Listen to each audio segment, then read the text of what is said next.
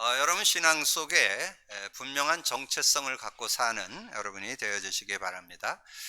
우리 교회에서 지금 복음 누림을 하고 있는데요. 이것은 우리 교회에서 찾아내고 우리 교회에서 주장하는 것이 아닙니다. 성경의 신앙 원리입니다. 그래서 하나님께서는 우리에게 많은 것을 주지 않고 한 가지 복음을 주어서 복음으로 구원받게 하고 복음을 누리면서 완전 승리, 그래서 응답도 받고 문제 해결도 받고 치유도 받고 회복도 받고 그래서 승리하는 그런 삶을 살도록 인도해 주셨습니다. 그래서 교회에서 이제 복음 누림을 이렇게 하게 되어지면서 그 실제적인 그런 내용들이 구체적으로 이렇게 적용되는 그런 응답을 받았는데, 구약에서는 그 아브라함이 그 언약 안에 들어와서 그 창세기 3장 15절을 잡고 인도받는 증거로 단을 쌓았죠. 그래서 단을 쌓는 그런 시간들을 가졌는데, 그 단을 쌓았지만 그 언약이 완전히 내 것 되어지는데, 그 의미, 메시아의 의미가 내 것 되어지는데 24년 걸렸다고 그랬습니다. 그건 우리가 좀 생각해 봐야 될 거죠. 우리가 구원받았을지라도 우리는 계속해서 창세기 3장으로 회귀하는, 귀소하는 본능이 있다는 거죠. 그래서 이 창세기 3장 문제를 그리스도께서 완전히 해결하셨는데 그거를 해결됐음을 확인하고 살아가는 게 복음 누림입니다. 그래서 그리스도를 누릴 때 그 응답과 그 축복을 받을 수 있다는 거죠. 그리고 신약에 와서는 주님께서 우리 12제자를 훈련시켰는데 예수님이 질문했을 때 그 질문에 답을 한 사람이 베드로지요. 그래서 주는 그리스도시요 살아계신 하나님의 아들이십니다. 그렇게 고백을 해서 예수가 그리스도이심을 베드로가 밝히 깨달았어요. 그러나 삶에는 적용이 안 되는, 그래서 실제적인 그 복음 누림이 안 되어져서 혈기를 부리기도 하고 예수님 3번 부인하기도 하고 이런 모습들, 자, 그런 모습들이 있는 것을 볼 때 이것을 실제화 시켜야 되겠구나. 그래서 예수님께서 이제 감람산에 제자들을, 아마 그때 70인 제자들까지 다 모았던 것 같아요. 그래서 이제 그 그리스도를 누려야만 하나님 나라가 임한다, 그런 내용들을 아마 정리해 준 것 같아요.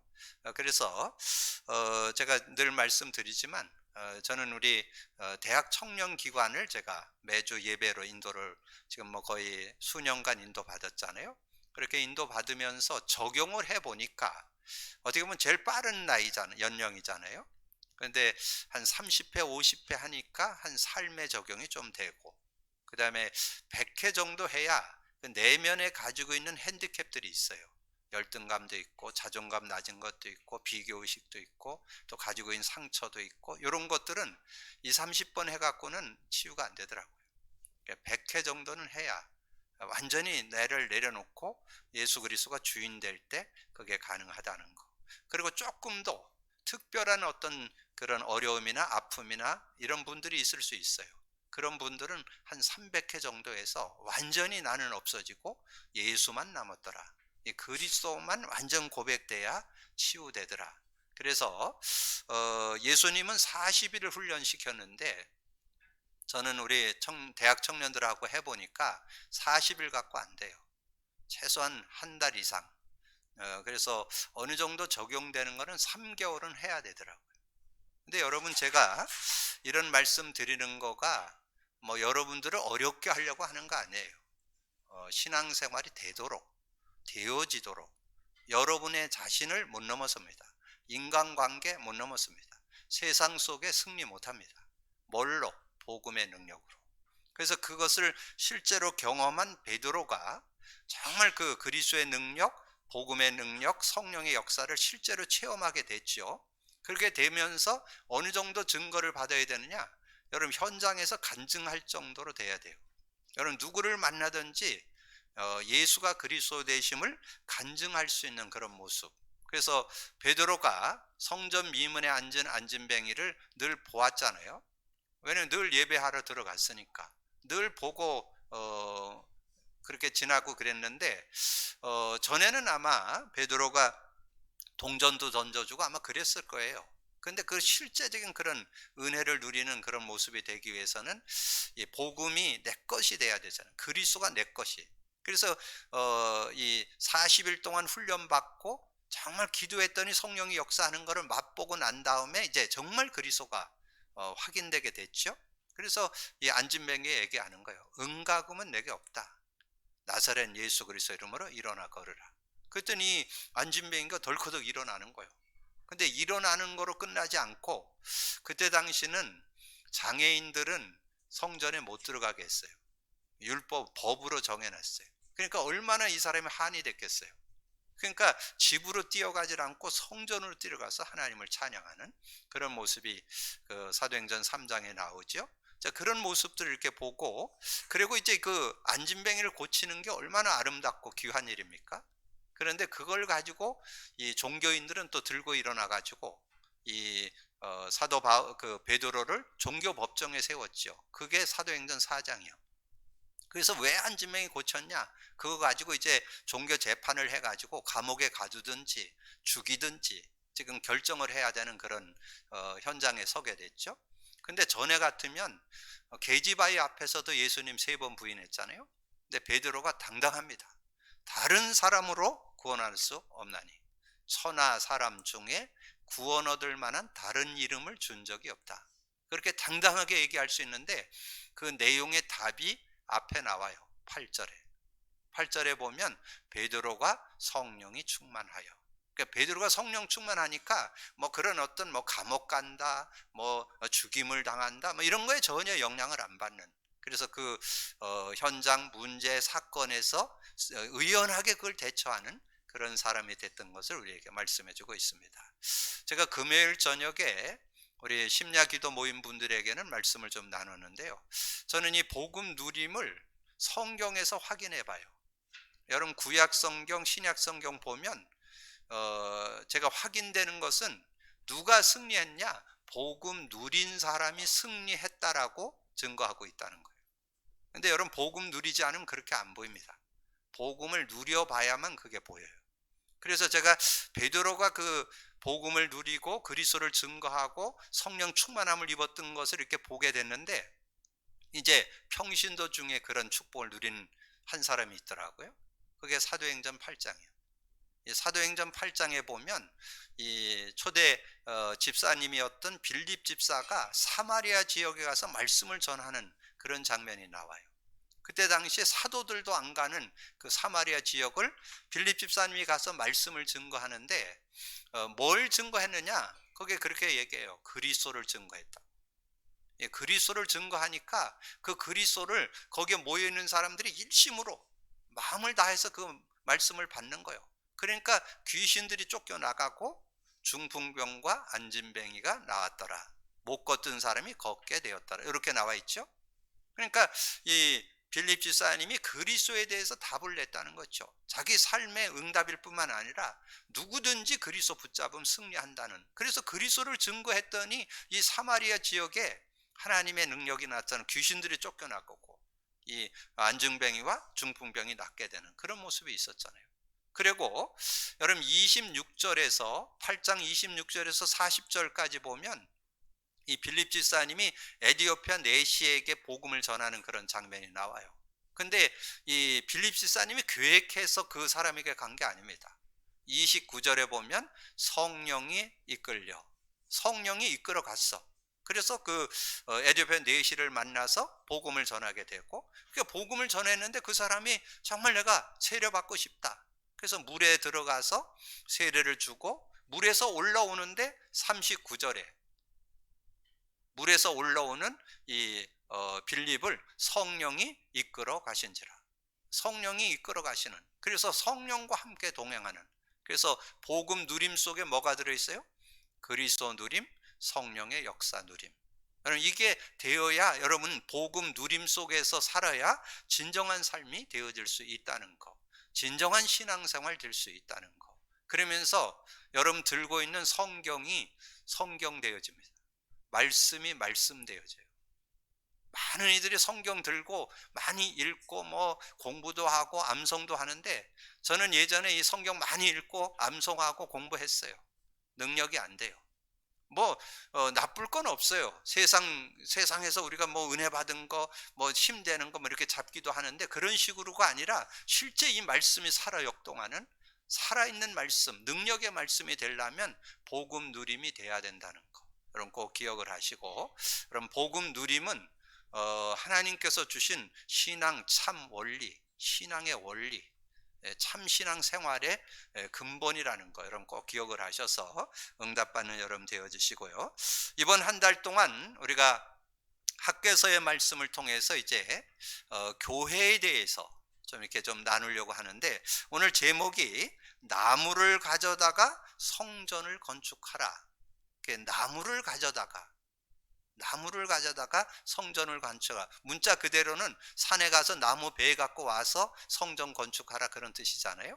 그래서 나무를 가져다가 이 복음의 내용, 복음 갖고 어떻게 승리하는가, 그런 것들을 가져다가 성전을 바르게 세워야 된다. 그래서 이번 한 달 동안은 우리가 이제까지 한 4, 5년 동안 우리가 신앙의 정체성을 회복하는 데 주력했다면, 플러스 교회의 정체성, 이제 오늘부터, 지난주부터 시작돼서 오늘 이번 한 달 동안 교회 정체성에 대해서 우리가 좀 회복하는 그런 시간을 가지려고 합니다. 그래서 우리가 현장에 복음 안에서 세워졌던 교회들을 참고하면서 그들이 어떻게 참 교회로 인도받았는지를 우리가 참고하면서 우리가 교회를 세워가는 그런 모습이 되어야 되겠다. 그러면 교회를 누리려면 먼저 교회를 이해해야 되겠죠.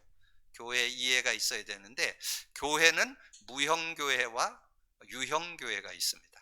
자, 무형교회는 우리 자신과 이렇게 함께 모이는 무리를 가리켜서 무형교회라 그래요.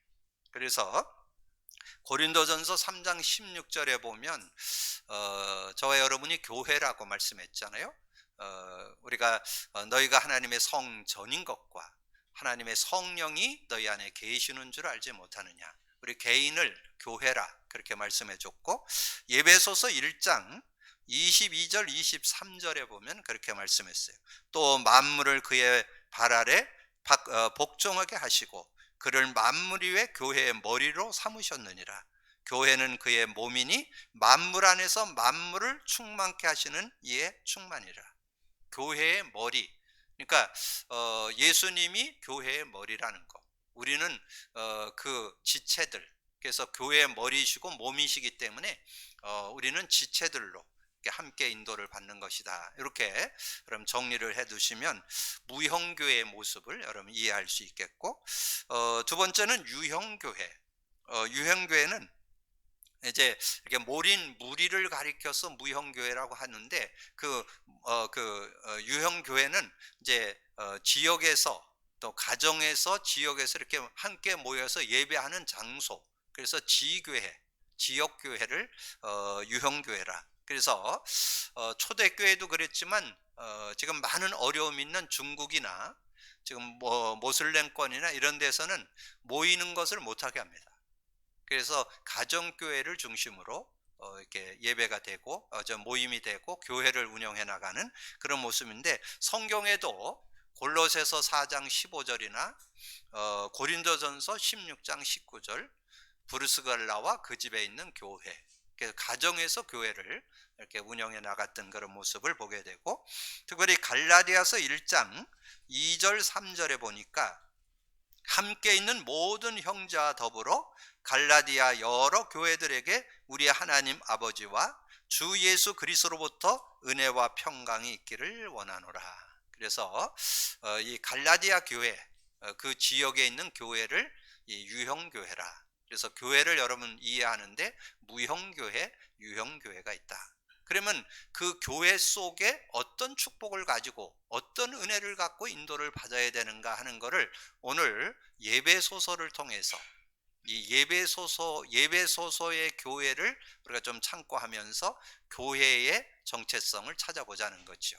그런 교회 속에서 뭐가 있어야 진정한 교회냐. 그래서 예배소 교회가 하나님의 은혜를 입은 내용 중에 내용이 서론의 세 요절로 드렸습니다. 에베소 2장 1절에 보면 그는 허물과 죄로 죽었던 너희를 살리셨다. 인간은 하나님을 떠나 있다는 거죠. 창세기 3장 사건 이후에 하나님을 떠나 있습니다. 그래서 그들이 복음을 받고 살아나야 된다는 거예요. 그래서 그는 허물과 죄로 죽었던 너희를 살리셨다. 살아나야 된다는 것.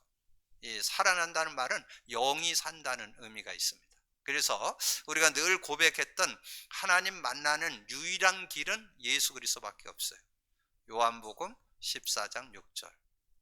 내가 곧 길이요 진리요 생명이니 나로 말미암지 않고는 아버지께 갈 자가 없다. 예수로만 하나님을 만나고 하나님과 함께 사는 그런 축복이 있음을 우리에게 말씀해 주시고, 2절에 보니까 그때 너희는 그 가운데서 행하여 이 세상 풍조를 따르고 공중의 권세 잡은 자를 따랐으니 곧 지금 불순종의 아들들 가운데 역사하는 영이라.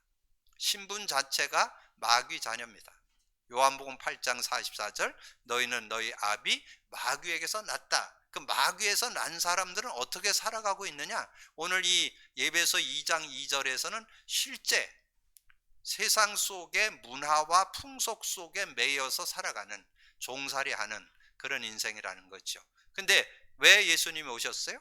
이 마귀의 일을 멸하기 위해서 예수님이 오셨죠. 그래서 요한일서 3장 8절 죄를 짓는 자마다 마귀에게 속하나니 그는 처음부터 범죄함이라. 하나님의 아들이 나타난 것은 마귀의 일을 멸하려고.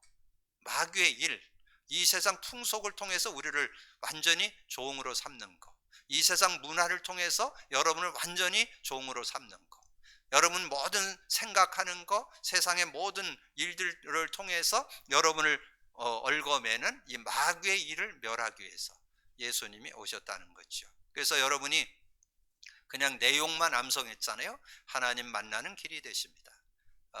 죄와 저주에 해방 주셨습니다. 사단 이긴 권세를 주셨습니다. 근데 오늘은 요절을 좀 참고하시면 더 구체적인 그런 내용을 정리할 수 있습니다. 그러면서 3절에 전에는 우리도 다 그 가운데서 우리 육체의 욕심을 따라 지내며 육체와 마음에 원하는 것을 하여 다른 이들과 같이 본질상 진노의 자녀이었더니. 우리가 성실하게 바르게 사는 게 나쁜 거 아니잖아요. 성실하게 바르게 사는데도 죄와 저주에 영향을 받는 그런 삶이 되어진다는 거예요. 그래서 거기에서 여러분 벗어나려고 바르게 살고 성실히 살고 착하게 살고 귀한 거예요. 그게 나쁘다는 거 아니에요. 그렇다고 못 벗어나요. 그래서 하나님께서 우리에게 예수 그리스도를 통해서 죄와 사망의 법에서 너를 해방 주셨다 그랬잖아요. 로마서 8장 2절. 이는 그리스도 예수 안에 있는 생명의 성령의 법이 죄와 사망의 법에서 너를 해방했느니라.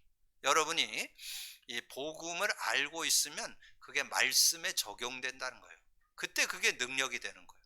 여러분 복음의 내용인 하나님 만나는 길이 되십니다.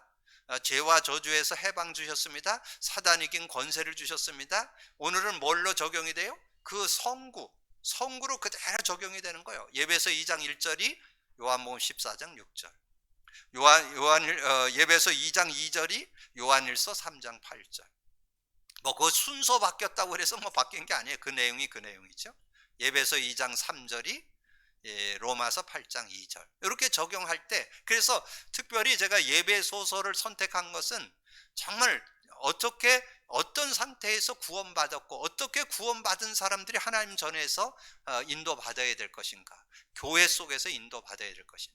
우리가 이렇게 교회 건물도 중요하지만 교회 내용, 교회 정체성이 중요하잖아요. 그래서 이번 한 달 동안 우리 교회의 정체성을 회복하는 그런 시간이 된다면 하나님이 가장 기뻐하는 여러분 되어지고 여러분 교회가 되게 될 줄로 믿습니다. 그러면 만군의 여호와의 말씀을 들어야 돼요. 우리는 교회는 뭐를 들어야 되느냐? 하나님의 말씀을 들어야 돼요. 하나님의 말씀. 사람의 소리를 듣고 사람 얘기를 듣고 교회를 움직이는 게 아니고 하나님의 말씀을 들어야 되는데, 오늘 내용 속에 구체적으로 정리되어 나와 있습니다. 자, 학개서 1장 7절. 만군의 여호와가 말하노라. 너희는 자기 행위를 살필지니라. 우리가 뭐 삶을 살아갈 때도 바르게 살기 위해서 내가 오늘 하루 일과 속에서 어떻게 살았나 돌아보는 거 귀하잖아요. 여러분 신앙을 체크해 보라는 거예요. 그리고 뭘 체크해 보라? 우리 교회가 하나님 보시기에 기뻐하는 교회였는가? 하나님이 기뻐하는 그런 교회로 가려면 어떻게 가야 되는가? 우리의 신앙, 우리의 교회 모습도 돌아보고 우리가 인도받자는 거죠. 그래서 그렇게 해서 돌아보고 하나님 앞에 설 때 하나님은 어떻게 하느냐? 자, 8절에 너희는 산에 올라가서 나무를 가져다가 성전을 건축하라. 이거는 문자 그대로는 산에 가서 나무를 잘라다가 성전을 건축하라는 거죠. 근데 우리는 거기에 건물을 짓는 것에 포인트를 둔 것이 아니라 우리 교회의 정체성, 정말 교회에 진정한 하나님이 원하시는 것이 뭔지를 찾아낼 때 하나님께서 축복하신다는 거죠. 성전 건축을 하는데도 하나님이 그것으로 말미암아 기뻐하고 또 영광을 얻으리라 그렇게 말씀했다면 우리가 우리의 교회 속의 정체성을 회복한다면 하나님은 더 기뻐하시겠죠. 건물 짓는 것도 귀하지만 그 안에 내부를 우리가 재정비하고 올바른 신앙관, 올바른 교회관을 정립하는 것은 하나님이 더 기뻐하는 일이라고 생각이 됩니다. 그래서 우리가 정말 행위를 살피고 교회를 이렇게 바르게 세워가는 그런 모습이 되지 않으면 어떻게 되느냐? 그래서 너희들이 어려운 것이다. 우리가 올바른 신앙, 올바른 교회관이 확립 안 되면 여러분의 삶이 어렵게 되고 신앙이 어렵게 된다. 그것이 1장 9절에서 11절에 나오는 내용이죠. 그래서 하나님 말씀 속에 뭐가 들어있어요? 교훈이 들어있고 책망이 들어있고 의로 교육하기에 유익하다 그랬잖아요. 그래서 그런 말씀으로 오늘 9절에서 11절을 보시면 됩니다. 너희가 많은 것을 바랐으나 도리어 적었고 너희가 그것을 집으로 가져갔으나 내가 불어버렸느니라. 나 만군의 여호와가 말하노라. 이것이 무슨 까닭이냐? 내 집은 황폐하였으되 너희는 각각 자기의 집을 짓기 위하여 빨랐음이라. 그러므로 너희로 말미암아 하늘은 이슬을 그쳤고 땅은 산물을 그쳤으며 내가 그 땅과 산과 곡물과 새 포도주와 기름과 땅의 모든 소산과 사람과 가축과 손으로 수고하는 모든 일에 한재를 들게 하였느니라. 지난주 메시지를 통해서 학개 선지자의 그 책망과 호소가 있었죠. 성전은 다 불타버리고 그랬는데 너희들은 편벽한 집에 거하지 않냐. 그 말은 우리는 편안하게 잘 살면서 교회는 돌아보지 않는 그런 모습이라는 거죠. 그래서 우리의 신앙도 돌아봐야 되지만 우리 교회가 정말 하나님이 기뻐하는 교회가 맞는가, 이 교회관을 우리가 바르게 세울 수 있는 그런 모습이 돼야 될 것을 말씀해 주는 거죠. 그래서 거기 9절 하반전에 나오잖아요. 너희는 각각 자기 집을 짓기 위하여 빨랐다. 그런 것은 빨랐지만 교회에 대해서는 우리가 소홀히 했다는 그런 내용을 오늘 말씀으로 주시는 거죠. 그러면 하나님은 성전 건축을 격려했습니다. 하나님은 성전 건축하는 거, 우리가 지금 마음을 담고 우리 교회를 재정비하고 정말 하나님 보시기에 기뻐하는 교회로 인도받으려는 것을 하나님은 기뻐하신다는 거죠. 그런 믿음을 가지고 오늘 말씀을 좀 보시면 되겠습니다. 자, 학개서 1장 12절에 이렇게 말씀을 했죠. 스알디엘의 아들 스룹바벨과 여호사닥의 아들 대제사장과 여호수아의 남은 모든 백성이 그들 하나님의 여호와의 목소리와 선지자 학개의 말을 들은 이는 그들의 하나님 여호와께서 그를 보내셨습니다. 백성이 다 여호와를 경외하며. 그래서 거기에 스알디엘 아들 스룹바벨과 여호사의 아들 대제사장 여호수아 그리고 남은 백성이 그들 하나님의 여호와의 목소리, 하나님의 목소리를 듣고 또 선지자 학개의 말을 듣는, 하나님 말씀을 여러분 잘 듣고 또 하나님 말씀을 전달해 주는 목회자의 말씀을 잘 기울여서 여러분 인도받는다면 하나님의 응답을 받는 그런 삶이 되어질 수 있다는 거죠. 그때 내가 너와 함께 하리라. 14절에 여호와께서 스알디엘의 아들 유다 총독 스룹바벨의 마음과 여호사닥의 아들 대제사장 여호수아의 마음에 남은 모든 백성의 마음을 감동시키지. 감동해야 돼. 뭐 우리 힘과 능으로 할 수는 없어요. 하나님이 감동 주셔야, 은혜 주셔야 우리가 할 수 있다는 거죠. 그래서 남은 백성 마음을 감동시키시며 그들이 와서 만군의 여호와 그들의 하나님의 전 공사를 시작했으니. 그래서 오늘부터 여러분 결단하셔서 우리 교회 정체성을 회복하는 여러분 되시기 바랍니다.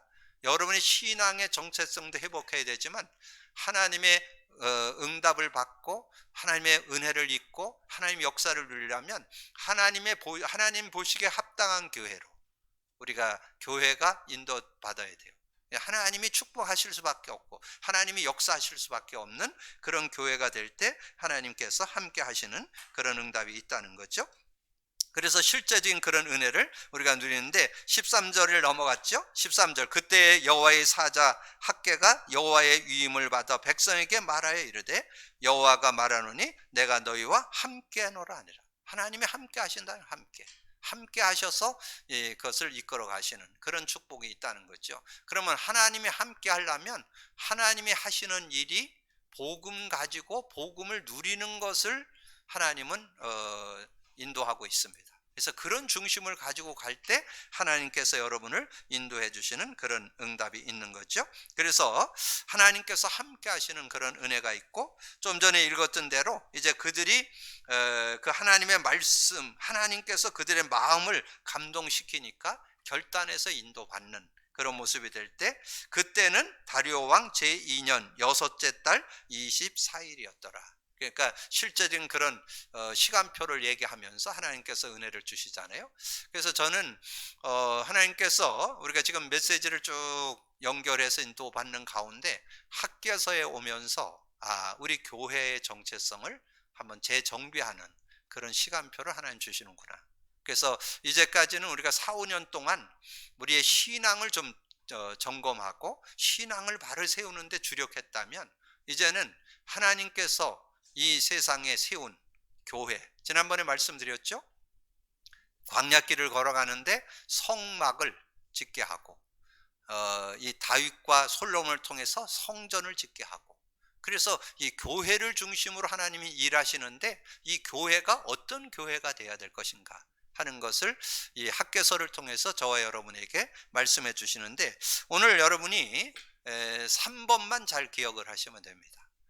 성전 건축할 때 오는 응답. 그래서 그러면 우리가 오늘 예배서 교회를 좀 모델로 해서 우리의 신앙 또 우리 교회 관을 좀 정비하는 그런 시간을 가지려는데 여러분 예배서 교회가 어떻게 형성되었어요? 예배서 교회가 형성된 것은 사도행전 19장에 나와요. 그래서 여러분 사도행전 19장을 이번 주간에 한 서너 번 읽어보세요. 예배서 교회가 어떻게 세워졌는지. 그러니까 사도 바울이 전도 여행을 떠나는 동안에 예배소 지역으로 가서 이제 그 사람들이 모여 있는데 물어보니까 너희들이 믿을 때 성령 받았냐 이렇게 물어보니까 우리는 성령이 있음도 모르겠다. 그래서 우리는 그냥 그 요한의 세례만 받았다 이렇게 얘기를 하니까 이제 복음을 전해서 예수를 믿게 하고 안수를 했더니 이 성령 충만을 받은 사람들이 12명이었더라 이런 얘기가 나오죠. 그러면서 이제 거기 사도행전 19장 8절 9절에 10절에 보니까 바울이 해당에 들어가 석 달 동안 담대히 하나님 나라에 관해 강론하며 권면하되 어떤 사람들은 마음이 굳어 순종치 아니하고 무리 앞에서 이 도를 비방하는 바울이 그들을 떠나 제자들을 따로 세우니 두란노 서원에서 날마다 강론하니라. 2해 동안 이같이 하니 아시아에 사는 자는 유대인이나 헬라인이나 다 주의 말씀을 듣도록 하는 그런 시간을 갖게 됐는데 근데 그들 속에 하나님께서 막 역사하는데 너무 기뻐하셔가지고 바울의 손수건만 갖다 얹으면 막 악귀들이 떠나가고 막 병든 자가 치유되고 그런 일들이 막 일어나는 거예요. 그래서 거기에 그 마수라는 사람이 있어가지고 이 책을 갖다가 불태웠는데 마수라는 자가 책을 불태웠는데 그 책을 값을 따지니까 은 5만이나 되더라. 그게 19절에 나오죠. 또 마수를 행하던 많은 사람이 그 책을 모아 가지고 와서 모든 사람에서 불태우니 그 책값을 계산한 즉 은 5만이나 되더라. 이와 같이 주의 말씀이 힘이 있어 흥왕하여 세력을 얻으니라.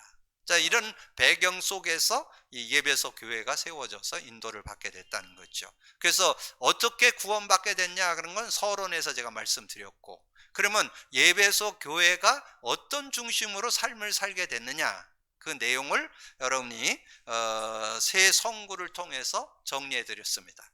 예배소 4장 23절에서 24절에 보면 그들이 어떤 삶을 살아가야 되는 내용을 잘 정리했죠. 거기에 보면 오직 너희의 심령이 새롭게 돼요. 심령을 새롭게 해서 하나님을 따라 의와 진리와 거룩함으로 지으심을 입은 새 사람을 입어라. 그러니까 우리가 새 사람으로 살아가야 된다는 거죠. 사도 바울도 그렇게 고백했잖아요. 고린도 후서 5장 17절, 그런즉 누구든지 그리스도 안에 있으면 새로운 피조물이라. 이전 것은 지나갔으니 보라 새 것이 되었도다. 여러분 어떻게 사는 게 새롭게 새 사람일까요? 여러분 새 사람으로 새 사람을 입고 살아가는 건 뭘까요? 저는 복음 누림이라고 봅니다. 복음 누림하는 것이 새 사람이에요. 여러분 새 사람으로 어떻게 살아갈 거냐? 복음 누리면서 사는 거. 왜냐하면 복음 누림의 증거가 성경에 나오잖아요. 아까 빌립 집사를 통해서 복음 누리고 사니까 그 만나는 모든 사람에게 그리스도를 증거하고, 자신의 삶을 뭘로 인도받냐? 성령 인도. 그래서 여러분 불신자하고 여러분하고 차이 뭔 것 같아요? 뭐 겉모습은 똑같아요. 살아가는 것도 똑같아. 근데 다른 거 하나 있어요. 성령이 여러분 안에 계시고 안 계신 차이가 있습니다. 근데 안타까운 것은 성령 의지를 안 해요. 성령 의지하는 것이 신앙 생활입니다. 여러분 꼭 성령 의지해서 살아가기를 주님의 이름으로 축복합니다. 그래서 예배소 4장 그 밑에 쭉 내려가서 보면 30절에 나와요. 성령을 근심케 하지 말라. 성령을 근심케 한다는 것은 성령 인도를 받으면 승리할 텐데 성령 의지를 안 하는 거예요. 여러분 자녀가 왜 부모의 근심거리가 돼요? 부모가 말하는 걸 듣고 이렇게 좀 인도받으면 될 텐데 자꾸 지멋대로 사는데 자꾸 틀린 곳으로 쫓아가니까, 안타까우니까. 그래서 부모의 근심거리가 되는 거예요. 그래서 여러분 성령의 근심거리가 되는 사람이 될 수 있다니까요. 왜냐하면 성령을 의지 안 하고 사니까. 신앙생활은 성령 인도받는 것 같아요. 성령 인도를 안 받으니까 자꾸 한계에 부딪히고 어려움 당하는, 완전 승리할 수 있는 답을 줬는데도 성령을 의지 안 하는. 그래서 여러분 성령을 근심케 하지 말고 성령 인도받는 여러분 되기를 주님의 이름으로 축복합니다. 그러면서 이제 예배소 5장에서는 사회생활에 대해서 나와요. 여러분 사회생활을 하는데 오늘 거기 18절만 기록해 드렸는데 17절까지 같이 보셔야 돼요. 예배소 5장 17절, 그러므로 어리석은 자가 되지 말고 오직 주의 뜻이 무엇인가 이해해라. 여러분 세상을 살아가는 동안에 주의 뜻이 무엇인지 잘 분별을 해야 되잖아요. 자, 분별을 하는데 아주 액면 그대로 실제 상황을 얘기하는 거예요. 세상 사람들은 지금 뭐를 의지하고 사느냐? 술에 의지해서 산다는 거예요. 세상 사람들은 술을 의지하는데, 근데 우리는 성령을 의지해서 살아야 된다. 성령을 의지해서 살지 않으면 한계가 온다는 거예요. 그래서 술 취하지 말라. 이는 방탕한 것이니 오직 성령의 충만을 받으라. 그 말은 앞에 어리석은 되지 않고 오직 주의 뜻이 무엇인가를 이해하려면 성령 충만 받으라, 그 말이에요. 성령 충만 받으면 여러분 세상 속에서 어리석은 인생 되지 않고 지혜로운 자가 될 수 있다는 거죠. 그래서 하나님이 주시는 하나님의 뜻을 바르게 분별하고 사는 그런 삶이 되어질 수 있다는 것을 우리에게 말씀해 주고 있습니다. 자, 그러면서 예배소 6장에는 여러분 눈에 보이게 안 보이게 지금 사단이 세상 임금돼 있습니다. 세상 공중권세를 잡고 있어요. 세상 신으로 활동하고 있어요. 그래서 뭐 알게 모르게 지금 불신자들은 완전 자녀 삼고 있고, 지금 각종 종교들, 지금 뭐 뉴에이지, 프리메이션 뭐 이런 멤버들 다 겉으로는 뭐 화려합니다. 세상에서는 막 성공하고 성공 인류를 걷는데 그 내면에 들어가면 접신운동을 합니다. 이런 이 세상 문화, 이 마귀의 관계가 날이 갈수록 발전해 가고 있습니다. 자, 이런 세상에서 우리가 어떻게 세상을 승리하면서 살아가야 될까요? 지난 수요일 날 메시지 드렸죠? 요번 주 말고 그 전주의 메시지에 보면 나오죠? 그리스도인이 어떻게 승리하면서 살 거냐? 정말 이 전신갑주를 입어야 되고 전신갑주를 취해야 된다 그랬잖아요. 이 전신갑주를 입는다는 말은 그 로마 군인이 무장하는 걸 말해요.